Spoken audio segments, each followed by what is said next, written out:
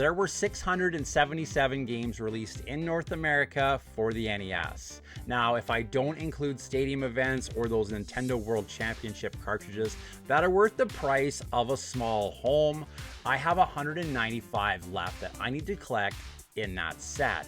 And I just finished making a list of all the games that I still need. There's some interesting ones in here.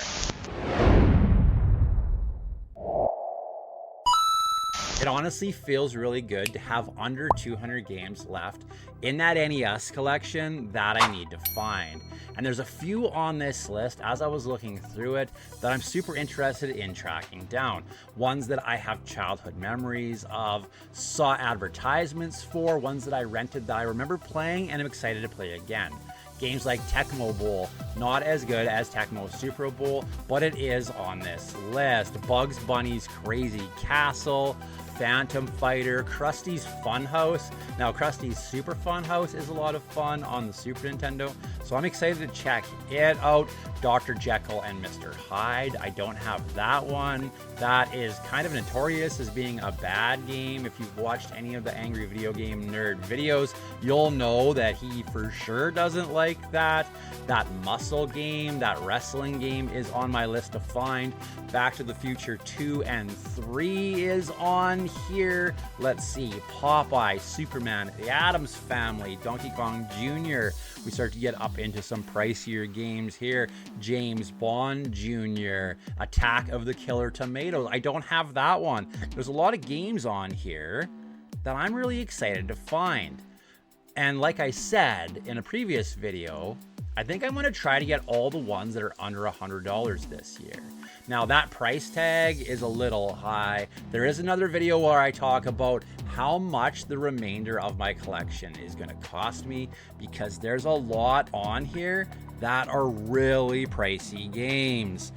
Panic Restaurant, Bonk's Adventures, Zombie Nation. There's still some really expensive ones on this set, but there are some interesting ones that are under $100, so let's take a look at some of those. Now, the first one that jumped out to me was going to be Crystalis, or Crystalis, however you want to say it. This is another one that a lot of people really like. It sounds like the story in this one is a lot of fun and one that will really hook you in. It's got a really interesting leveling system from what I can tell. It's an adventure game that has a lot of RPG elements wrapped into it. But this one is supposed to be NES hard, which might make it a little bit rough. I'm really excited to get this one and check it out because I've heard it is worth playing now. And it is a pretty good price for what it is. Now, another one that jumped out to me right away when I was looking at my list is Palamedes. Palamedes is a port of a really fun puzzler arcade game, and this one comes to us from Natsume, which is a developer that came out with some really fun games that I enjoy on the NES. They brought us games like Power Blade, Dragon Fighter, Scat, Shadow of a Ninja, Abadox. There's some really fun games that came out from Natsume, so this one is super interesting to me that I'm excited to find. In this one, you shoot die at other die and try to match them together. This one is a tile matching game, but it's supposed to be pretty addictive. From what I can see, it's cute looking and I think it might be a lot of fun. This one does have multiplayer, but it also has a tournament mode where you're going to play against AI that keeps getting harder and harder as you play. The one thing about this one is that label. It's got the point system on the label for some reason, which kind of makes it look like it might not be a real NES game. Kind of looks a little weird, but I'm excited to track this one down and find it. Now I know what it looks like. I've probably passed this one by a few times and been like, ooh, what is that? That's some sort of knockoff cartridge or something. But now I know what it looks like. I'm excited to find it. I don't even care what that label looks like. I'm excited to add this one to my collection and actually sit down and play some Palamedes.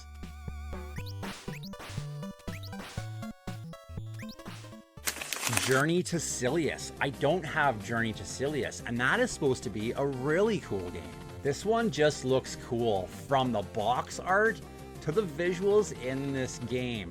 This one is one that I really want to add to my collection. Apparently it was meant to be a Terminator game before they lost the rights to the Terminator franchise. From its arsenal of weapons to music that a lot of people talk really, really highly about.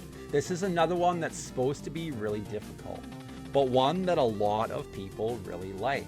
And Journey to Silius is one that I'm really excited to find and play. There's a lot of games on this list like this that I should have already, but I haven't found yet. Another one on here is Castle of Dragon, just Castle of Dragon. This is one that I had as a kid, and I remember it being super, super hard.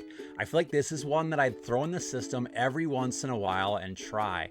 And then I'd realize this is really difficult, and I would just put it back in the shelf and not think about it. And then eventually, as a kid, I would forget about it on one of those long Saturday afternoons in the summer and decide I was going to try it again.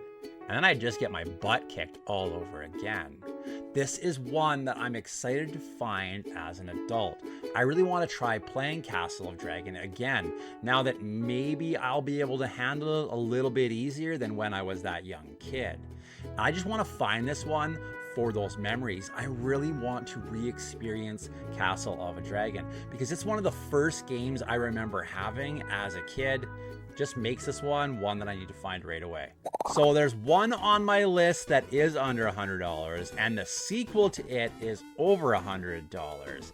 These are ones that I'm excited to get. I'm just gonna try to track down the first one that's under $100 first, see where the budget is kind of sitting, and then we might have to complete that sequel. Those games are going to be Solomon's Key and Fire and Ice. Now, these are block puzzlers, and I feel like a lot of us as kids might have seen Solomon's Key in the rental store or grown up with it. But its sequel, Fire and Ice, is one that I hadn't heard about until I started collecting. The fact that it looks like it's a better game than the first one makes me excited to get it, but it is a little bit of a pricey game. I really want to get both of these and try them. Solomon's Key looks super fun and super interesting. I absolutely remember renting and playing this one as a kid and not really knowing what I was doing and maybe not being able to solve some of those puzzles. So I'm excited to get that one. And then when I can pick up Fire and Ice eventually, I kind of feel like I maybe need to get Fire and Ice from Fire and Ice if I can make that happen. I think maybe that's the direction we might have to go with that. But when I can get that one, I'm excited to check it out. Apparently it's supposed to be, like I said, a little bit better than the first one. It looks super, super cool. Solomon's Key and Fire and Ice are both on my list, and I'm excited to get those and scratch those off this list.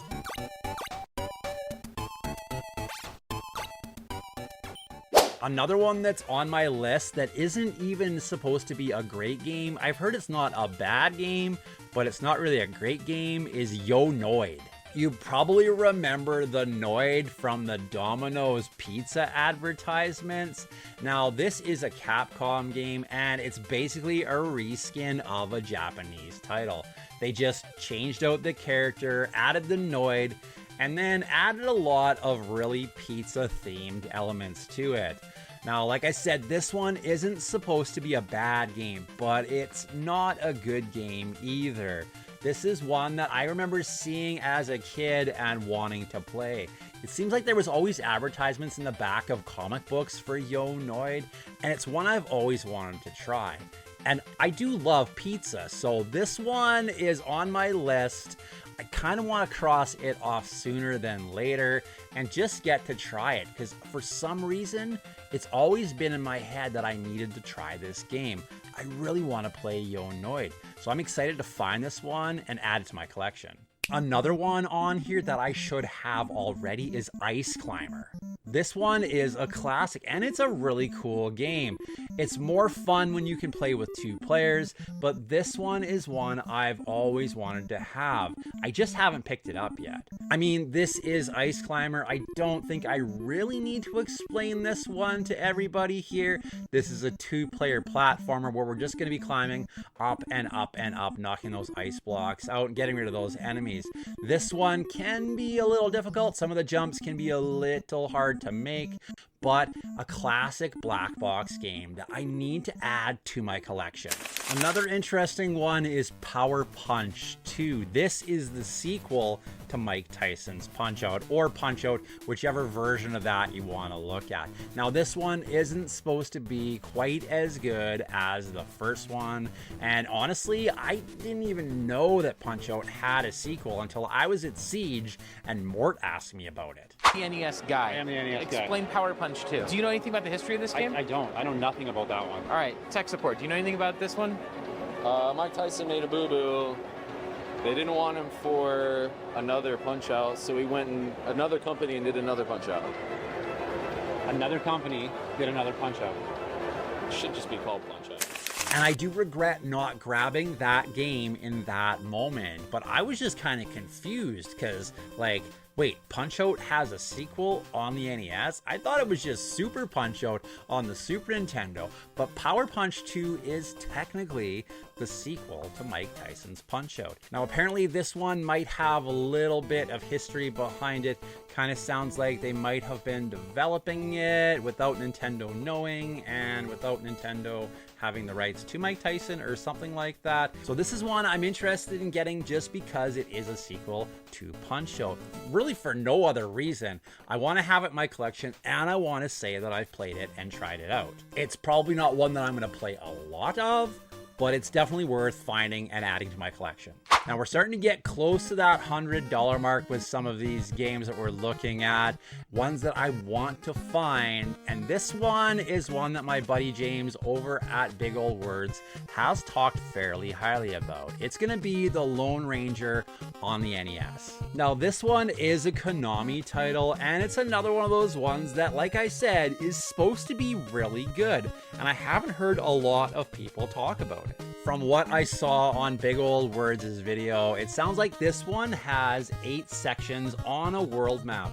Now this one does appear to have a fair amount of gameplay, and it's another one of those ones that's not just one genre of a game. This one has an RPG style overworld.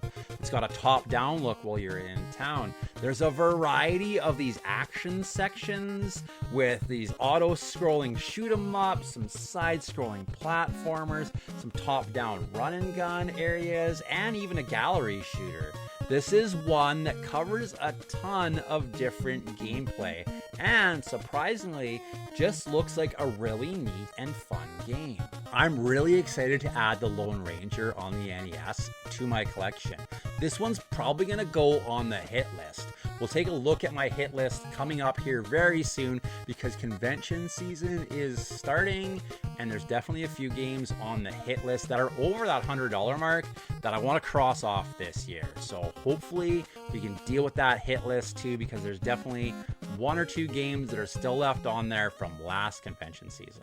Another one that is up there close to that $100 mark is going to be Little Ninja Brothers. Now this one is technically, I believe, the sequel to Kung Fu Heroes. And while Kung Fu Heroes is one that was like that arcade style beat 'em up, Little Ninja Brothers is the same kind of game, but apparently it's housed in an RPG style of game. This one has a story, it's got this large overworld we can go through, it's got random encounters, it's got towns with people to talk to, and items you can buy, and even has a leveling system. Apparently you can play this one with a second player, but that player you can add or drop whenever you want. So you could be playing it for a while, then add a friend when they come over, play it for a bit, and then just continue on by yourself. Now to me, that just sounds like a lot of fun. So Little Ninja Brothers is one that I'm excited to find and play, invite some friends over, and maybe try it out with them to see what that 2-player action is like. All right, so we're up over that $100 mark now. We're starting to get into some more pricey games. Let's look at some of those. These ones, one or two of them might be on my hit list, but the rest of them will probably have to hold off on getting those until I cross off all those games under $100. One of those is gonna be Teenage Mutant Ninja Turtles Tournament Fighter. Now this one is a port that came out pretty late in the NES's lifespan. And while it's not the Super Nintendo version, it's not supposed to be a bad game. The one on the Super Nintendo I do have, and it is a lot of fun. It is very difficult at times. I get my butt kicked in it quite often, but it did come out on the NES. It also came out on the Genesis. Now this one is exactly what it says it is. It is Teenage Mutant Ninja Turtles in a tournament style fighter game, similar to Mortal Kombat or Street Fighter or something like that. Now on the NES, it is supposed to be a little rough. I do enjoy that Super Nintendo version, but I mean, who doesn't want to play as the NES style Turtles in a tournament fighter style game? From what I hear, the Nintendo version of it isn't supposed to be a bad game. It is supposed to be better than the port they did on the Sega Genesis though. A game that I'm ashamed to say is still on my list is Cowboy Kid. Cowboy Kid has been on 2 separate hit lists of mine. I have not found it. I tried finding it in Arkansas, couldn't find it at all. The only person that had it was Jake, and he had it CIB, and it went like day 1. I looked for it in SoCal, couldn't find it. I looked for it at Siege, and I think I spotted it, but I think I hesitated on pulling the trigger there when I just should have. I need to get Cowboy Kid and cross it off my list and my hit list. This is a cowboy game, and I do love cowboy games. The fact that a lot of people say this is a really fun game means that I need to get it. It's a beat 'em up style shooter game, and it is 2-player co-op. From the shops to upgrading your armor and the mini games you can play in town, this one just looks like a lot of fun. I'm genuinely excited to play this one and get to be that sheriff hunting down the bounties that are on those wanted posters and crossing them off. It just looks like a cute and fun game on the Nintendo. I really want to try, so I need to buckle down. This one is one that is going to be on the hit list again, and it is one that I need to cross off this year. I have to, for myself, I need to do that. And you know what? It is an expensive game, so I will have to budget that when I'm looking at those games that are under $100 and trying to get rid of all of those. Another really pricey one that is on this list is Power Blade 2. Now, I got Power Blade 1 from my buddy Craig, and that kind of means that I do need to get Power Blade 2. I want to complete that set, but it is a pricey title. The first game in the Power Blade series is a really amazing game. It's basically a Mega Man clone, but it does it really well. We're this boomerang wielding tank top dude, and if you haven't played it, the first one is definitely worth finding and picking up. Now, Power Blade 2 isn't supposed to be exactly the same as the first one. It's not like some of those other late release sequels we got on the NES that are basically the original game redesigned, like Rescue Rangers 2 or DuckTales 2. This one is a bit different, and while you can still pick the level you start at, you actually kind of need to do it one level at a time and move through them in order to get the right equipment and power-ups to make the game easier. But with a price tag of almost $900 US, this one is definitely gonna have to sit on my list for at least another year. This is one that I want to add to my collection, but I think I'm gonna hold off on it for just a little bit. We'll get some of those $100 games crossed off first. Now, the last one on this list is one that I think I've said it before. I'm going to actually try to cross it off my list this year. I'm not exactly sure how I'm gonna do it, but we're gonna find a way to make it happen. It's gonna be Little Samson. Now, aside from the games that are worth a home mortgage, this one is the biggest dog in the yard when we talk about the Nintendo collection. And it looks like an amazing game.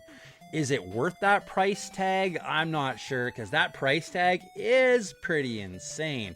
But this is one that I do plan on adding to my collection this year. I'm not sure how I'm gonna do it. I've kind of have had some discussions with a friend that might have a copy about getting it from him.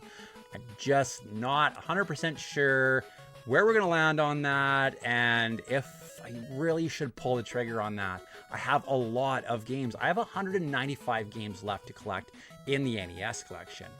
I could cover all of those games that are under $100 for the price of Little Samson. So do I get rid of all of those little games first? Yeah, that's kind of my plan. Do I think I could get Little Samson at the same time? Probably.